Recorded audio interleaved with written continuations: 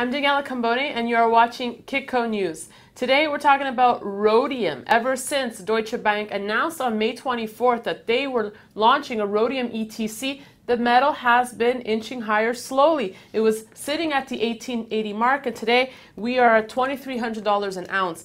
Joining me to talk about the metal today is an expert on the subject, Jack Lifton. He's also the founding principal of Technology Metals Research, and he's also a speaker at this weekend's Cambridge House Show in Vancouver. Jack, it's nice to speak with you again.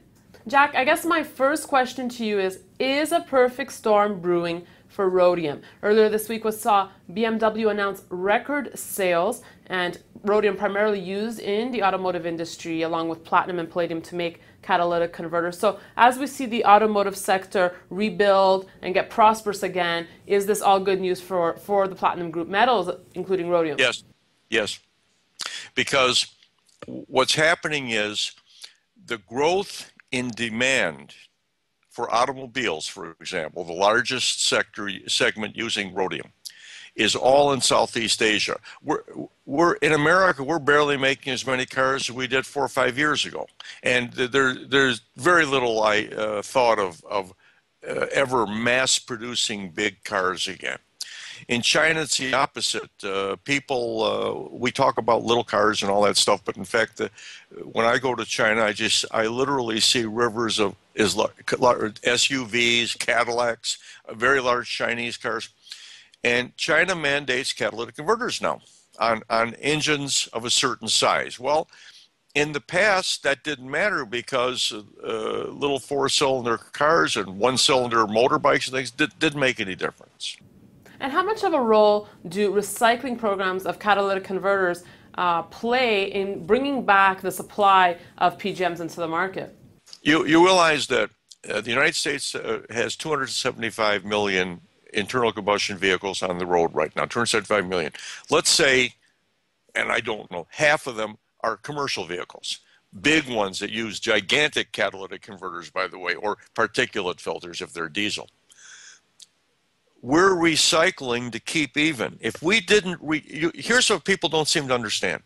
If we didn't recycle, we wouldn't have enough material. The market has grown beyond the capability of functioning without the recycled material. Jack, what I find interesting is when the media does talk about catalytic converters and the automotive industry, so much attention is paid to platinum and palladium, but we rarely hear about rhodium. So is it the neglected cousin in the group? No, the world production of rhodium last year was 30 tons. Okay, I've seen trucks that big on the highway in mass. The problem is people don't know anything about it because rhodium is not something you run across in your life. It's a specialty type of material, and so the reason they don't talk about it is they don't know about it. Okay, as I mentioned at the start, Deutsche Bank launching a rhodium ETC on May 24th. Kitco News also got word that a Bermuda-based firm will also be coming out with a rhodium ETF. Jack, do you think this is a trend? Do you think we'll see more rhodium investment products emerge? Well, let's put it this way. There's 3 cupcakes left and 50 people. So you tell me what's going to happen.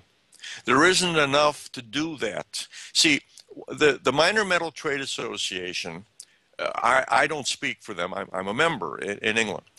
And I know that some of the members are quite vociferous in their reaction to this idea, for example, rhodium ETF. They're saying there isn't enough material in the market to be speculating with it. Well, it's a free world, so to speak, so that immediately somebody who can, like Deutsche Bank, has high credibility to me. If they're telling me, remember, if I'm an end user and I want to hedge, I need physical material at the end of the hedge.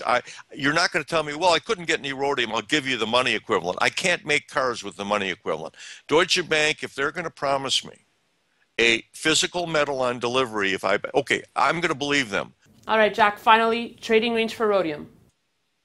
The price of rhodium is not important to the automotive people. It's the availability that's key. They don't care what the price is. And they, of course, would like to see it cheaper, okay? But my guess is that rhodium, here I'll go out on a limb again, rhodium will never see $2,200 again. It's going to be a low. It will go up and stay up. because we know there's a surplus right now, and yet it's $2,000 an ounce for something that's in surplus. Imagine what's going to happen as Chinese demand ramps up. At some point in time, there's going to be panic. Somebody's going to say, I can't get rhodium. Then all bets are off. All right, can't get rhodium. Jack Lifton, still bullish on rhodium. Jack, that's right. Look forward to seeing you this weekend at the Vancouver Cambridge House Show. Thanks a lot. Stay tuned to Kitco.com for all your industry coverage, and you can email me your comments and questions and news feedback at Kitco.com.